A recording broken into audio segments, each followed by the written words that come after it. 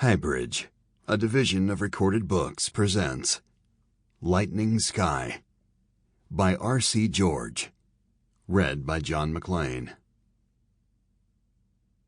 Oh, I have slipped the surly bonds of earth, and danced the skies on laughter's silvered wings. Sunward I've climbed, and joined the tumbling mirth of sun-split clouds, and done 100 things you have not dreamed of. Wheeled and soared and swung high in the sunlit silence.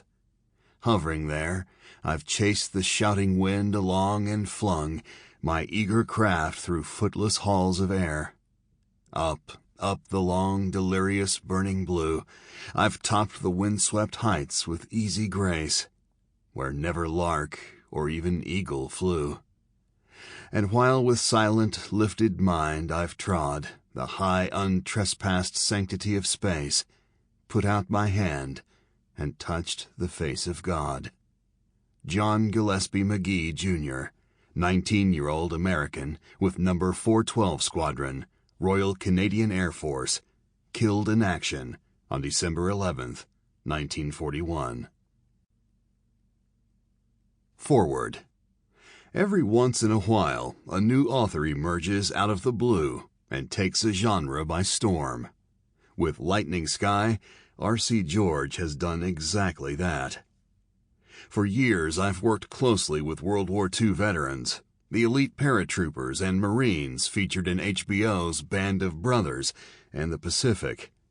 I'm particularly interested in stories that have never before seen the light of day, and I was excited to read this untold true story of a father's quest to rescue his Nazi-captured son, a 20-year-old fighter pilot named Dave MacArthur, who was shot down over Greece in 1944. The author's research is meticulous and will satisfy any iron-sighted military history listener, yet George is also a skilled chronicler who understands the delicate art of blending history with storycraft. This non-fiction war narrative has the satisfying feel of a page-turning novel, and its aviation action sequences are among the best in the book world. George captures the voice of the characters and the flavor of the era in an authentic manner. Rich with metaphor and brimming with emotion, this book is chock full of patriotism, humor, and the resilient optimism that defined America's greatest generation. Against the backdrop of war, when humanity is at its harshest, Lightning Sky offers a glowing reminder that some things in life are worth fighting for. I hope you enjoy the book immensely. Marcus Brotherton, New York Times best-selling author of We Who Are Alive and Remain, A Company of Heroes, and Shifty's War. A note to listeners. The story you are about to hear is true. As a steward of Dave MacArthur's story and as a chronicler of history, I have attempted to transmit this narrative as faithfully as possible. No dialogue is created. Behind every comment and quotation marks is a historical document. The people, situations, and conversations come directly from interviews, most decades old, journals, letters, photographs, books, articles, and other reliable records, governmental and otherwise. However, as in all retellings of non-fictional stories, the author is tasked with carving a path through the narrative. Thus, this story is not a complete one. In war, too many things happen too quickly to be recorded. All we can hope for is to recapture the highlights to help us recall those exciting days, places, incidents, and people, and to live again in memory that period which, for most of us, was a high point in our lives. Major General John M. Devine, commander of the 8th Armored Division during World War II, in his foreword to the 1956 book, In Tornado's Wake. R.C. George, January 2019. Part 1. For a pilot, every plane has its own personality, which always reflects that of its designers and colors the mentality of those who take it into action. Pierre Clostermann, French Spitfire pilot, Royal Air Force. Chapter 1. One-Man War. 5 years after the end of World War II, the night of April 21, 1951, near Hwacheon Reservoir, 50 miles northeast of Seoul, South Korea. For the first time in his military career, Dave slept with his boots tightly laced.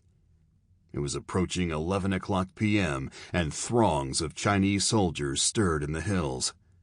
The full moon painted the Korean landscape with a ghostly glow, ideal conditions for a surprise enemy attack.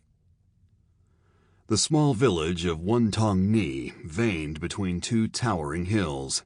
Dave would be an easy target for snipers. Rumor was the communists were gearing up for a full-scale counteroffensive in their quest to besiege Seoul. 10 months earlier, on June 25, 1950, the North Koreans had invaded their southern neighbors, instigating a war that would endure for 3 years. The United States and their United Nations allies entered the conflict to push back the enemy and rescue the non-communist Far East outpost. Most assumed the war would resolve quickly. But as the Cold War grew hotter and the winter of 1951 thawed into spring, that dream dematerialized. President Truman had promised his troops that they'd be home by Christmas, but more than 4 months later, the conflict still raged. If the 20th century had known a Third World War, the conflict would have come closest to igniting in April 1951, when China, backed by the nuclear-capable Soviet Union, launched the single greatest communist assault in the Korean War.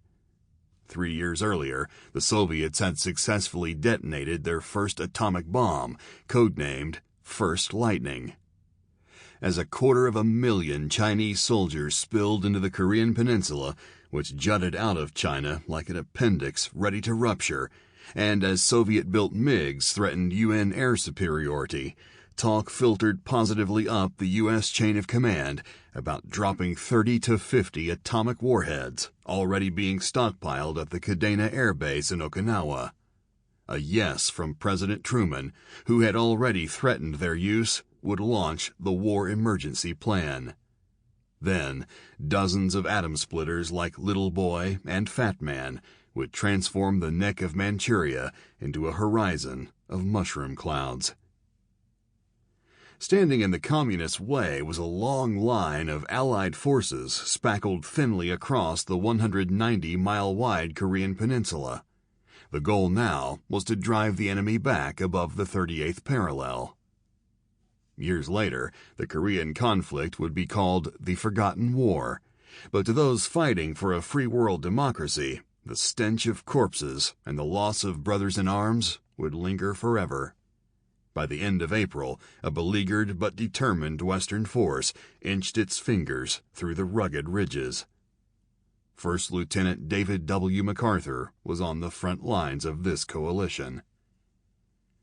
Standing 6 feet tall and weighing 160 pounds, Dave sheathed a mop of flaming red hair inside his helmet. He had ice-blue eyes and a mouth quicker than a trigger. The ruddy New Englander had earned his pilot's wings as a teenager 7 years earlier in Texas. He was now assigned to a position no pilot wanted, to serve on the ground as a forward air controller with the 5th Republic of Korea ROK Regiment, 7th ROK Division. After flying 38 close air support missions with the 18th Fighter Bomber Group, the 26-year-old relinquished his F-51 Mustang to march afoot with the 6164th Tactical Control Squadron, a ground-to-air communication branch of the 502nd Tactical Control Group. His equipment amounted to little more than a jeep, an interpreter, and a few enlisted men who knew how to operate the complicated cache of radio equipment. The transfer was the most dangerous job of the Korean War, according to one report, and could steal the wind from any pilot's wings. To be attached to an American division was perilous enough, but when tagged to a South Korean division, As Dave was, the appointment was tantamount to a suicide mission. The United States established the Korean Military Advisory Group, KMAG, to offer Allied leadership to the battle-green Koreans. In April 1951, 923 military advisors were sprinkled among the Korean ranks. Dave soon realized a better acronym, one unofficially coined by U.S. troops: Kiss My Ass Goodbye. Most of the Koreans had worked as agrarians before the war and didn't speak a word of English. Interpreters accompanied the KMAGs, but the Korean language itself lacked military jargon. Words like machine gun or headlight, which had no Korean counterparts, had to be painstakingly described by interpreters as the gun that shoots very fast, or the candle in the shiny bowl. When interpreters were killed in combat, as they often were, KMAGs found themselves facing the enemy alone, while the frightened ROKs fled for their lives. Unable to fly, forward air controllers faced a daunting task: to spot enemy movements on the front lines and help direct T-6 Mosquito airstrikes against their targets. Dave had no infantry experience. Even the .45 pistol on his hip had been issued by the Air Force, not by the Army. It was the sort of mission that turned mild-mannered men into tigers and trigger-happy heroes into cowards. The risk of capture was high, and the risk of friendly fire from the sky even higher. Overnight, Dave was summoned out of the clouds. Even though most of his wingmen had been shot down, including his best friend, whom he had recently buried, trudging through unfamiliar mud with infantries would be no picnic. Flyboys thrived on speed, and pilots are never at home in the hills.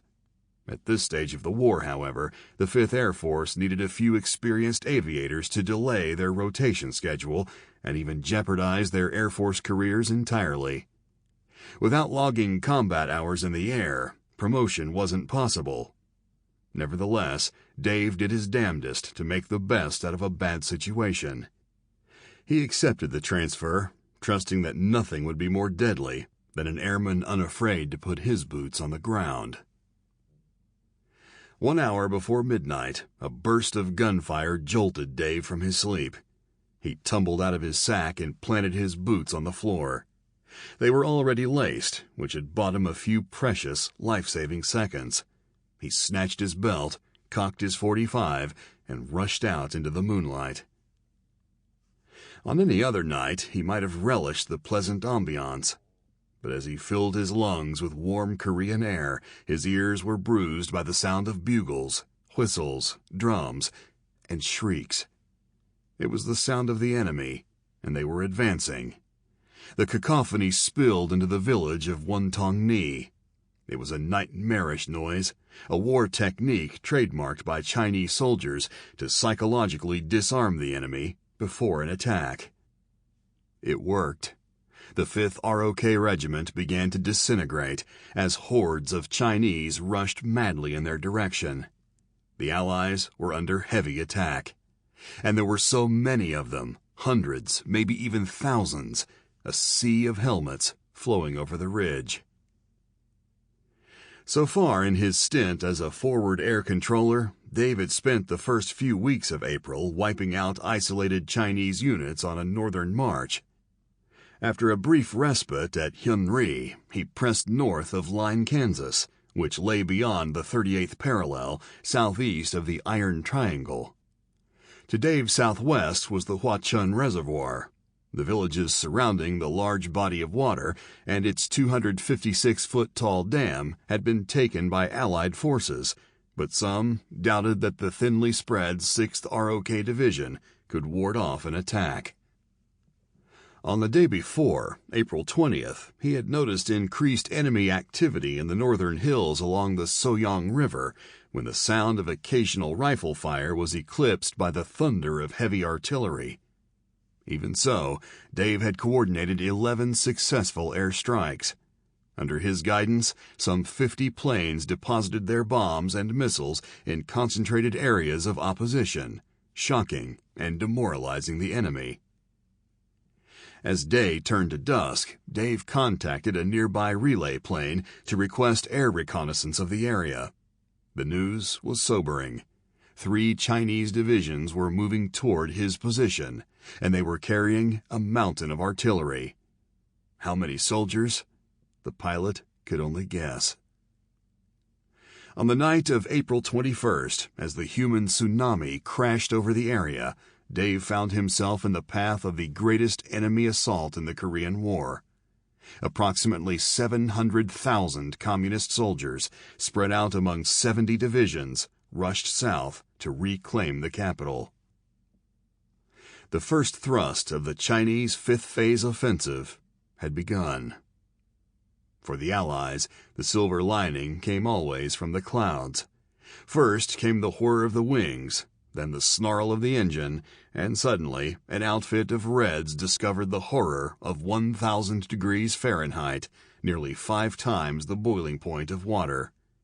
When dropped into valleys or spilled over ridges, the dreaded napalm, a jelly gasoline cocktail invented in a secret Harvard laboratory in 1942, could lick the bones of 100 bodies and leave a cemetery of corpses frozen in white-hot hell. The Chinese Red Army, though vastly more numerous, could not initially square up with the Far East Air Force, which sired a stable of jet-powered thoroughbreds. The Lockheed P-80 Shooting Star, with its trailing mane of thin black smoke. The Mach-capable Republic F-84 Thunderjet. The elegant North American F-86 Sabre. Then there was the Boeing B-29, the mother of all bombers. When pregnant with a 12,000-pound Tarzan bomb, the superfortress could birth catastrophe on bridges, supply dumps, and hydroelectricity facilities. The veteran B-29 had ended a war once, and given the green light, she could do it again. In the meantime, the bulk of the attack against the Chinese came from an unlikely aircraft, the North American T-6 Mosquito. She was a single-engine trainer who, like Dave, acquired her wings in Texas. Neither of them, the man nor the machine, had any business leading a frontal assault in Korea. With a maximum speed of only 210 miles per hour, the Mosquito was much slower than her fuel-thirsty colleagues. She lacked the innovative fuselages of the dual-piloted F-82 twin Mustang. Her wings couldn't fold conveniently like those of the Vought F-4U Corsair. Inverted flying was better suited for mid-wing fighters. If the Mosquito remained upside down too long, her belly would naturally topple back over like a toddler with a head too big for its body. The Mosquito descended from a long line of training aircraft, beginning in 1935 with the NA-16 prototype. In World War II, she had graduated to the status of an advanced trainer, but most pilots moved quickly through her to mount loftier cockpits. To face off with a Soviet supersonic would spell trouble for the Mosquito. To take on an enemy MiG was a joke. MiG Alley, that great sanctuary in the sky between the Yalu River and the Yellow Sea, belongs to better, faster warbirds with swept-back wings and thousands of pounds of thrust. With her meager 600-horsepower engine, the Seeing Eye Dog struggled to find her howl beneath the jetted stratosphere. But she did possess one advantage. The Mosquito could take a punch. Behind her stubborn chin was a hearty fuselage capable of enduring substantial punishment from flak-heavy ground forces. Whereas jets were blinded by their speed, the Mosquito cruised at a comfortable 145 miles per hour, slow enough and low enough to look the enemy in the eyes. She could loiter at her leisure, turn on a dime, and had no problem threading a loose weave through the corrugated Korean hills. Having trained in the Mosquito at Eagle Pass, Texas, Dave knew the plane's potential to summon death. 5 months into the conflict, the Mosquito had earned the respect of every advancing UN troop. By April, the unlikely hero scored 90% of air-to-ground attacks, and became the darling of forward air controllers. By the end of the war, she would fly some 40,000 sorties. To the Allies, her wings belonged to angels. To the Chinese, though, they buttressed fire-breathing dragons. "Hold your positions!" Dave shouted at the panicked soldiers, but it was no use. The orchestra of bugles had reached a violent crescendo. The heavy artillery of the 5th ROK Regiment soon answered back, but the enemy was close. The rigid slopes echoed with the sound of rifles and machine guns. The regiment was in disarray. Some of the ROK soldiers scrambled for cover. Others instinctually threw up their hands to surrender as barrages of bullets peppered their bodies. Dave made a desperate beeline for his jeep. If he could reach his radio, a mosquito might come to the rescue. He dodged rounds of incoming mortar, pausing only to return enough fire for his squad to secure the vehicle. The entire area was now under assault. The Chinese reached the hut that Dave had abandoned only minutes earlier, and in the distance he could hear screams, silenced by gunfire. To the east, a column of Chinese soldiers raced through the hills and the river valley to encircle the Allies. Dave assessed the situation. If the enemy gained a 360-degree advantage, they would choke off the only escape route leading to the southern city of Inje. Not even a low-flying strafe could offer much assistance if the Reds slipped their noose around the village and then tightened it. 5 months earlier, the Chinese had employed a similar tactic at the Chosin River, when 120,000 communists encircled 30,000 UN troops. The resulting 17-day battle claimed 10,495 lives. Dave couldn't let that happen. In the darkness, he reached the jeep, cranked up the radio transmitter, and listened. Static. He tried again, but was met with more static. Higher headquarters must be informed of the attack so they could dispatch immediate reinforcements, but the radio continued to bleed, only the sound of static. After 2 hours of unanswered calls, and with incoming fire drawing closer, Dave was running out of options. To save these men, he would need to somehow marshal his own air support. Overhead, a friendly Douglas C-47 Skytrain, affectionately called the Goonie Bird, ignited the night sky with bursts of orange. "What the hell are you dropping flares on us for?" Dave screamed into the transmitter. "You?" A pilot crackled back. "Hell, you're 10 miles north of the lines." Dave froze. 10 miles? Piece by piece, the battle scene materialized in his mind. To Dave's immediate west, the U.S. 1st Marine Division stood their ground, dishing out artillery as fast as the Chinese could absorb it. But the 6th ROK Division had bolted to the rear of the fight.